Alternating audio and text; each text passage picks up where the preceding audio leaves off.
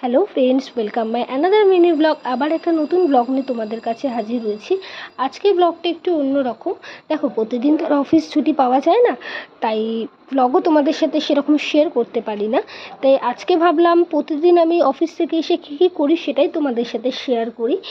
আর প্রথমে আমি অফিস থেকে এসে ফ্রেশ হয়ে নিয়েছিলাম, আর অফিস থেকে ফিরেছিলাম আজকে ওই 8:30 পৌনে 9টার দিকে। তারপর ঘরে কিছু কাজকর্ম করে নিয়ে ফ্রেশ হয়ে এই এখন বাজে ঘড়িতে 9:15। আমি এখন রান্নাঘরে এসেছি।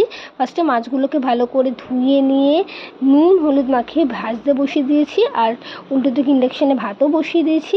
আর এদিকে আমি আলু কাটা শুরু করে দিয়েছি, কারণ মাছের ঝোলে আলু দিয়ে করব।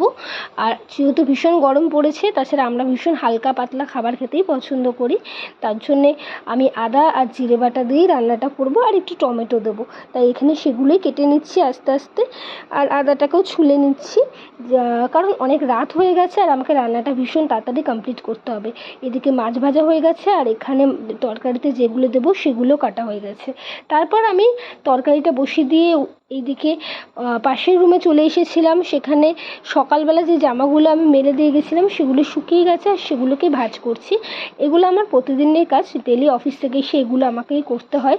অ্যাকচুয়ালি জানো তো কি, ওয়ার্কিং যারা মহিলা আছে, ওয়ার্কিং উম্যানদের ঘর বাইরে দুটোকেই ব্যালেন্স করে চলতে হয়, না হলে বিপাকে পড়ে যেতে হয়।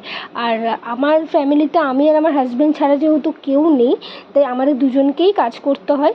আর এদিকে আমার রান্নাও কমপ্লিট, দেখতে পাচ্ছ এখানে আমি মাছের ঝোলটা হয়ে গেছে আর ভাত।